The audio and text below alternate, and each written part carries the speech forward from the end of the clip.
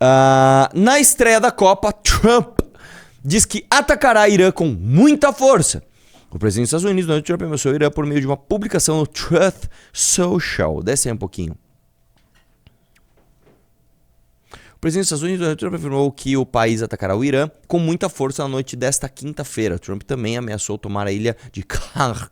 Como é que se fala isso? Karg. É assim? Né? E outros pontos da infraestrutura petrolífera. Desce aí. A ameaça ocorre no dia da estreia da Copa do Mundo, que em 2026 tem como países sede os Estados Unidos, México e Canadá. É uma boa, eu acho que é uma boa, né? Ele ameaçar o Irã, né, bem no início da Copa, eu acho que é uma coisa bacana, né? Eu acho que é uma coisa que se faz, né? Desce aí um pouquinho. Não, e o Irã já falou assim que se ele vê protestos contra o país deles durante a Copa do Mundo, ele vai paralisar os jogos. Não, o Trump está falando. Não, o Irã... Uhum. Ah, entendi. Peraí. O Irã falou que se tiver protesto contra o Irã dentro dos Estados Unidos, ele vai paralisar... Como que ele vai paralisar os jogos?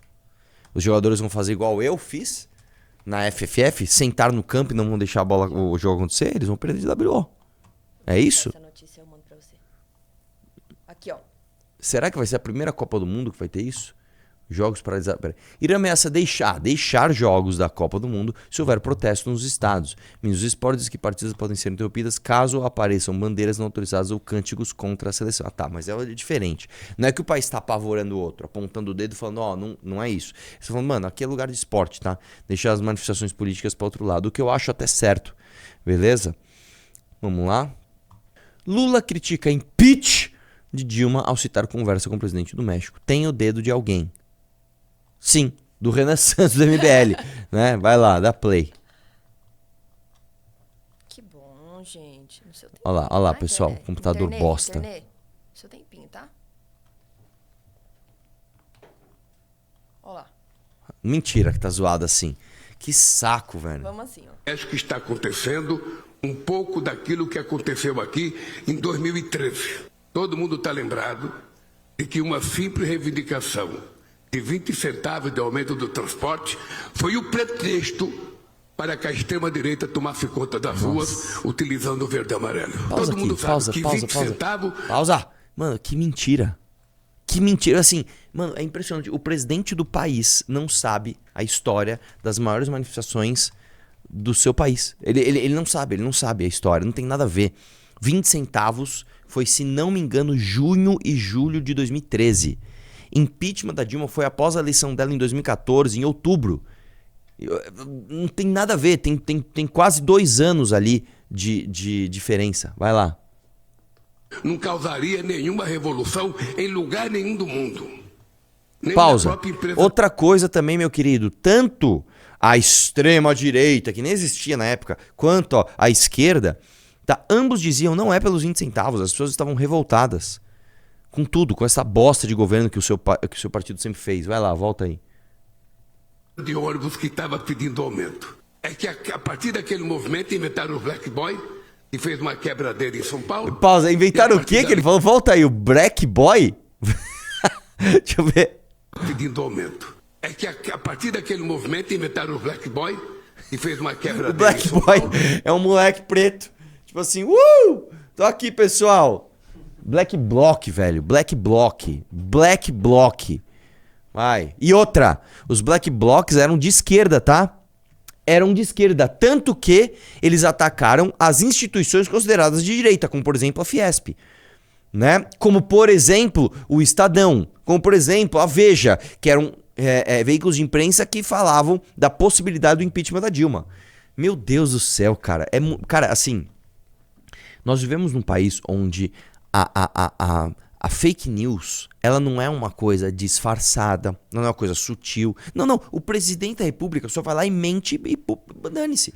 Não, os black blocs aí da extrema direita. Não, cara, é uma mentira tão absurda, tão ridícula, né? Como é que ninguém fala? Como é que a imprensa não sai falando assim, olha, o presidente Lula mente sobre black blocs? Como que eles não fazem isso? Né? Vai lá. E a partir dali a extrema-direita tirou, sabe, proveito e fez o impeachment da Dilma. E aí vocês conhecem o resultado, elegeu até um presidente da República. Então, a minha conversa com a Cláudia é porque eu acho que isso está acontecendo no México agora, sabe? E eu, às vezes, acho que tem o dedo de alguém, que talvez nem seja mexicano.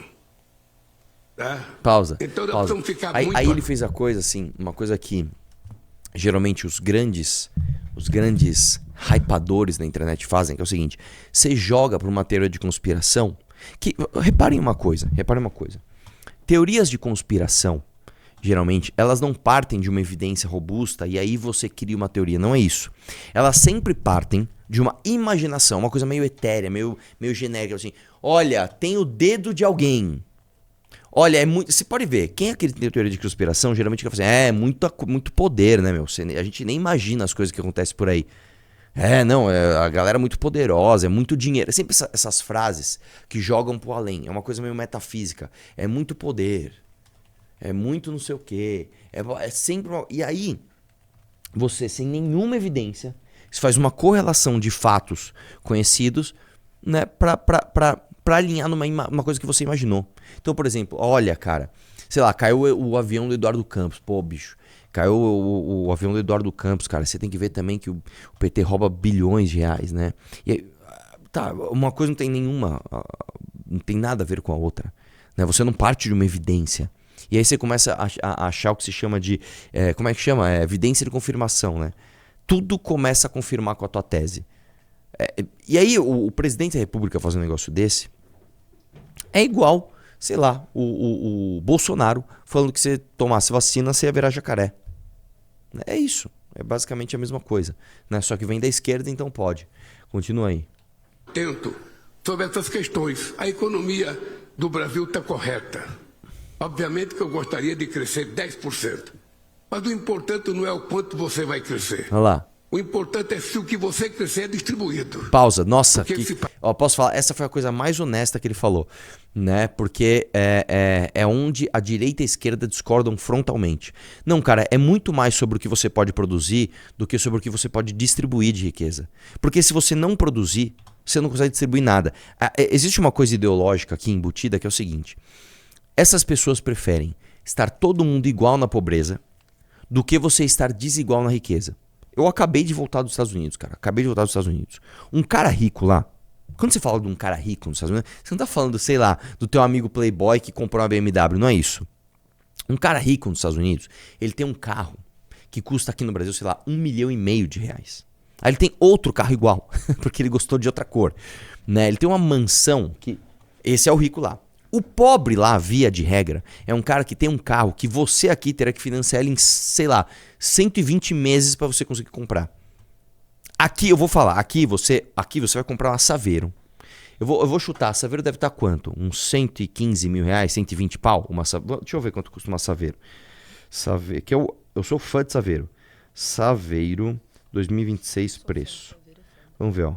A Saveiro hoje, ela está de 88.700 a versão mais básica a 134.190 a versão mais completa. Então, você pode pagar até 134 mil reais numa Saveiro que vem com câmbio manual. O cara, a gente viu ontem na live, o cara reagindo, a picape brasileira, falando, mano, só tem câmbio manual nessa bosta. Né? 134 mil reais numa Saveiro manual. Nos Estados Unidos, meu irmão, o pobre lá, o cara é pobre, ele anda de Corolla. Se anda de Corolla, você é pobre. O pobre anda de Corolla. Mais pobre ainda, o cara que anda com aquelas peruas da Volvo. Sabe aquelas peruas da Volvo? Quadradona? O pobre anda de Volvo. Mano, uma perua dessa aqui da Volvo, vou te falar, hoje, se for comprar hoje, uma perua dessa você não compra por menos de 70 mil reais. Uma bem usada. Então assim, início dos anos 2000, zoadona, né? O lance é o seguinte, bicho. Lá nos Estados Unidos, talvez você tenha mais desigualdade aqui no Brasil. Talvez tenha. Porque realmente os bilionários lá são muito bilionários. O Elon Musk, sei lá, ele pode comprar países com a fortuna dele. Só que o pobre lá tá muito bem, obrigado. Tá? Não o miserável. Miserável é outra coisa, que aí você está falando já de uma condição mental. A pessoa que é miserável mesmo nos Estados Unidos, tipo assim, o cara mora na rua, o cara tem alguma deficiência muito grave interna. Ele tem alguma deficiência intelectual, ele foi abandonado pela família, ele está viciado em drogas, alguma coisa muito grave está acontecendo com ele. Porque o pobre nos Estados Unidos está muito... o pobre nos Estados Unidos tem ar-condicionado, aquecedor, máquina de lavar, máquina de secar, aspirador de última geração, robozinho que limpa a casa, TV com streaming, smartphone, tem tudo isso. Tá? O pobre no Brasil não. Você vai no Pará, eu fui com o Renato, a gente filmou lá. A galera pobre lá mora em casa de palafita, irmão. Mora literalmente em cima do esgoto. O cara mora aqui e embaixo tem um esgoto. Embaixo tem um esgoto. O cara caga num buraco e já vai direto pro rio. Entendeu? Isso aqui é a diferença básica, ideológica, que pouco se fala aqui no Brasil disso. Não importa quanto de riqueza você pode gerar, importa quanto você pode distribuir. Isso é uma das maiores mentiras que você pode se apoiar para desenvolver uma sociedade. Tá? Isso é uma bosta. Porque riqueza gera riqueza. Riqueza não gera pobreza. Nós não estamos mais no sistema feudal, onde a riqueza de um era necessariamente a razão da pobreza do outro. Já que eu tenho muita terra e tudo vem da terra, o cara que não tem terra, porque eu tenho essa terra, ele é pobre. Hoje não é assim. Hoje a riqueza gera riqueza. Tá? Dizer que a redução da maioridade penal vai contribuir para garantir segurança para as famílias é uma falácia. A gente precisa enfrentar o coração da violência, que é o crime organizado. E como a gente faz isso? Encarcerando jovens, muitas vezes que podem cometer pequenos delitos? Claro que não. Pausa. Novamente, a PEC nem trata disso. A PEC não trata de jovens que cometem pequenos delitos. A PEC trata de crimes hediondos. Então, assim, novamente, a argumentação dela já vai começar errada. Vai lá, continua. Representam apenas 1,24% do conjunto de presos no sistema prisional e também por atos infracionais. A gente faz isso sufocando o crime organizado, bloqueando o dinheiro que chega no crime organizado. A gente faz isso controlando armas e munições que não nascem nas favelas. Isso é uma coisa. Eu vou te falar uma coisa. A esquerda, ela às vezes se apega numa coisa e acha que aquilo é a base para você evitar tudo que qualquer outra pessoa possa propor. A esquerda tá com uma mania agora de falar o seguinte: para você combater o crime organizado, você tem que ir na Faria Lima e controlar a arma. É isso. Isso é uma das coisas. Isso é uma das coisas. Tá? Você precisa controlar muito mais do que isso, minha querida. Porque eventualmente, armas vão passar pela fronteira e armas vão chegar no crime organizado. Já chegaram. Esses caras já estão fortemente armados. Pra você buscar essas armas, você precisa de operação policial, precisa matar gente. Você não vai simplesmente pegar uma... tô com mandado aqui de busca de 20 fuzis que estão nessa comunidade. Dá licença que eu vou lá buscar. Começa por aí. Então, pra pegar as armas que já estão lá, tem que ter morte. Esse é o primeiro ponto. Segundo ponto, eventualmente, armas vão chegar. Porque as fronteiras são falhas de todos os países. Umas são mais controladas, outras são menos controladas. Cara, se tem um país que controla sua fronteira, é os Estados Unidos. Não entra arma ilegal lá? Não existem armas de fabricação caseira lá? Não existem armas de fabricação brasileira aqui dentro que são distribuídas pelo crime organizado? Então pronto. Então existe. Outra coisa. Esses dias a gente viu uma reportagem de um drone, que ele é do tamanho de um carro, que ele carrega até 80 quilos. Carrega sei lá quantos fuzis. Dezenas de fuzis.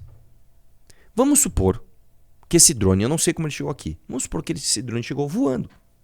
O cara passou. Como é que você controla isso, velho? Hoje você nem tem tecnologia, você não tem nem recurso para ter a tecnologia para supervisionar 100% das fronteiras. Então, isso é uma medida, uma delas. Você precisa de todas as outras. Você precisa matar essas pessoas, você precisa prender essas pessoas. Entendeu? Não adianta você se apegar em uma e ignorar todas as outras. Porque fizeram uma operação na Faria Lima e não deu tiro. Tudo bem. Na Faria Lima não deu um tiro. Prenderam o Vorcaro lá no aeroporto, não deram um tiro. Beleza. Agora, no morro dominado pelo Comando Vermelho, tem que dar tiro. Um não anula o outro. Vai lá, continua. A gente faz isso, por exemplo, tendo medidas para ter uma elucidação maior de homicídios no país. Não sei se vocês sabem, mas tem estados no nosso país que a elucidação de homicídios, ela chega no máximo a 15%. Então você tem uma das maiores populações carcerárias do país e prende mal. 40% de presos provisórios, muitas vezes quem comete homicídios nunca, inclusive, é identificado. Então tem muitas medidas que têm que ser feitas E, sem dúvida, reduzir a maioridade penal não é uma medida que enfrenta a violência. É falácia em ano eleitoral. As pessoas têm medo da violência, é natural que esse medo exista, porque, de fato, o Brasil é violento. E aí a extrema-direita quer, para fugir, inclusive, do momento de degradação que ela vivencia, apresentar uma falsa solução para esse sentimento legítimo de medo das pessoas. Eu acho, termino com isso, para a gente se ouvir, que segurança pública é coisa séria. Enfrentar a violência talvez seja uma das principais tarefas do Estado brasileiro. Mas não dá para a gente apresentar uma falsa solução como a redução da maioridade penal. Dizer que a redução da maioridade... Que bosta. Próximo. Eita. Falando dela. Ó, você quer enrijecer pena, você quer prender e matar bandido? Tem que ser ela, hein? Não, mulher de garra, mulher de força. Tabatinha Amaral pra nós? Mete-lhe de Tabata, vai lá. Um minuto. Vamos ver. 20 anos de curso, amigo. 20 anos de curso, velho. Ela tá falando uma coisa muito importante. Eu não acho que é comparável o presidente Lula com Flávio Bolsonaro. E aí você pode falar, Tabata, mas o PT foi conivente com a corrupção por muitos anos. Eu acho que foi. E tem figuras ali que realmente deveriam estar presas. Mas o presidente Lula não entrou na política pra ganhar dinheiro. Eu acho que esse reconhecimento, eu sei que é difícil no Brasil porque a gente tá discordando com tudo. É incomparável, não é uma questão de, mas olha quem é menos corrupto. Não. Flávio Bolsonaro é conhecido como Flávio Rachadinha. O caso da loja de chocolate. E daí? Tipo assim, e daí? O Flávio Bolsonaro foi conhecido como Flávio Rachadinha. Tá, e o Lula é conhecido como Lula Mensalão? Lula Petrolão? Nossa, cara, vai. Mais de 50 imóveis comprados com dinheiro vivo. Se é pra criticar o presidente Lula, o PT, critique pela conivência que teve. Aqui. Então vamos lá, deixa eu te falar uma coisa, Tabata. Você sabe que o Lula ganhou mais de R$1,5 milhão em presentes, tá? Das construtoras que construíram diversas obras nos seus governos. Você sabia disso, que ele ganhou? Isso não é minha opinião, isso não é, eu sei, sabe aquelas coisas meio, alguém me contou, não, isso é oficial. Isso é oficial. Só pra você ter uma ideia, só o armazenamento e o transporte dos presentes, quem fez foi a OAS, tá? Só isso dá mais de R$1 milhão. Só o armazenamento, traz os presentes aqui, armazena aqui, puta, ele mudou, pega tudo isso, põe no container e leva pra outro lugar. Só o armazenamento e o transporte, nós já estamos falando de mais de R$1 milhão. Isso é uma das coisas. Aí eu vou te dar outro exemplo. O presidente Lula, ele contratou uma construtora chamada Odebrecht para construir diversas obras no seu governo. O Marcelo Odebrecht foi preso. Por quê? Porque ele pagou propina para um monte de gente. Coincidentemente, o Lula sai da presidência da República e ele dá palestras para esta mesma empresa condenada no valor de R$14 milhões. Então, pera lá. Você acha que é uma coincidência que um presidente da República contrate uma empresa para construir bilhões de reais em obras? Essa empresa é condenada, depois ele sai do cargo e ele dá 14 milhões de palestras que não tem um registro? Me mostra uma foto de uma palestra do Lula. Uma. Você não, aqui ó, o Lula dando palestra aqui pra, sei lá, 40 pessoas dentro da construtora. Você realmente acha que o Lula deu 14 milhões de reais em palestra? Isso eu tô falando 14 milhões, valores lá de trás. Hoje seria, sei lá, quase o dobro. Hein? Fala pra mim, cadê o Lulinha? Cadê o Lulinha, Tabata? Cadê o Lulinha? Você vai falar que o sítio não era do Lula? Que tinha os 3 pedalinhos com o nome dos netos dele, que tinha foto dele na escada, que tinha escova de dente da Marisa Letícia na suíte presidencial, que o GPS dele mostrou que ele esteve 111 vezes no sítio, se não me engano, em 2 anos, que tinha um almoxarifado com diversos presentes pessoais ao Lula, como, por exemplo, camiseta de time autografada, presentes personalíssimos. Você vai me dizer que o triplex dele no Guarujá, que estava no imposto de renda dele, ele declarou no imposto de renda, não é dele? Que o e-mail, tá, da Odebrecht do Marcelo Odebrecht pro setor de reforma da consultora falando, a Marisa Letícia quer a cozinha assim. E aí quando você vai ver, a cozinha tá exatamente como ele falou. Não é dele. Que tem foto dele lá várias vezes visitando a obra. Que tem testemunho dos funcionários do prédio falando que ele estava lá. Você vai falar que não é dele também? Você vai falar que o Zé Dirceu, enquanto presidente da Câmara dos Deputados, comprou um monte de deputados para votar com o governo Lula e o presidente Lula não sabia. Você vai falar que o PT, o partido PT, roubou a Petrobras para fazer campanha para Dilma e o presidente do PT não sabia. É muita cara de pau, velho. Ainda tem gente que olha pra trás e fala, ela é tão bonitinha, ela veio de baixo, ela estudou. Não, cara, ela é conivente com a corrupção. Ela é esposa de um corrupto. Ela é esposa de um corrupto. O marido dela, João Campos, mudou a regra de um concurso pra beneficiar o próprio amigo, velho. Ela entrou numa família de escravocratas. Ela entrou numa família que construiu sua fortuna tendo escravos no Brasil. O que seria o sogro dela faleceu, né, num acidente de avião, um trágico acidente de avião, era corrupto da Lava Jato. Ela é conivente. Quando ela vê um corrupto, ela, ai meu Deus, quero casar com esse corrupto. Ela é conivente com isso. Continua. Fala pro Léo fazer corte disso. Essa filha da puta. Vai. Mano, não xinga o Léo ao vivo, que feio. Vai. Por que você xinga o cara? Eu falei, essa filha da puta. Vai. É você. Por menos que isso, o Marçal levou a cadeirada, tá? Quem? O Marçal. Você vai brincando. É. E por mais que isso, o Nando tomou 2 tapas. Pois é. Vai. E muitas vezes com a corrupção. Assim como o PSDB teve com os anões do orçamento, a coisa vai se reciclando, infelizmente. Mas eu acho que é incomparável, assim. Dizer que os dois são extremistas, não são. Dizer que os dois entraram pra fazer dinheiro, não entraram. Essa é a minha opinião. Tanto que eu sou muito crítica ao PT, muitas vezes tenho grandes embates com Ela é eles muito e crítica defendo ao que o PT, pessoal. PSB Igual o Jean caminhe... Willis. É muito crítica. Nossa, é uma crítica atrás da outra. Nossa senhora. Vai. com as pernas próprias a partir de 2030. Porque a gente tem projeto, porque a gente tem quadros. Mas eu não acho que o presidente Lula e o Flávio Bolsonaro são comparáveis Eu em gostei absolutamente assim, nada. o primeiro comentário é muito bom. Ele falou assim, não. Ele ficou milionário quando ele era metalúrgico, né? Ah, pelo amor de Deus, cara. Pelo amor de Deus. Vai lá, próximo. Não, e esse aqui? Vamos ver. E aí, talvez a maior prova que a gente tenha de que a coisa tá estranha é que você pega grandes páginas, Choquei, Alfinetei, etc., que antes só falavam de Virgínia, de Neymar, BBB. Você entra nessas páginas e você vê que depois que elas passaram a receber financiamento de bet, elas começaram a ter conteúdo partidário. Pausa. É Para de mentir, Tabata. Para de mentir. A Choquei sempre fez conteúdo pró-governo do PT antes do boom das bets. Sempre fez. A Choquei sempre fez conteúdo pró-Lula, tá? Foi chamado pro encontrinho lá, não sei o que lá. Sempre antes do boom das bets. E mais. E prefeituras que contratam e tem patrocínio de bets? Aí você não vai falar nada. O teu marido, prefeito João Campos, de Recife, ele fez festas regadas a patrocínio de bet. E aí? Aí, ó.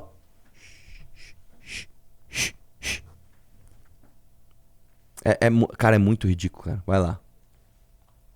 Continua. Página falando mal dos servidores do Vai na Banco tela. Central, é página defendendo o Vorcaro, é página falando de Ciro Nogueira, é página falando do PL. Inclusive, uma dessas páginas está me processando nesse momento. Pra gente ver a loucura da coisa. Sou sim contra o endividamento, sou contra o adoecimento das pessoas e a gente apresentou um grande projeto que não é que proíbe que as bets atuem no Brasil, mas proíbe qualquer propaganda, qualquer publicidade. Porque da mesma forma que não pode ter propaganda de cigarro, não deveria ter propaganda de bet também.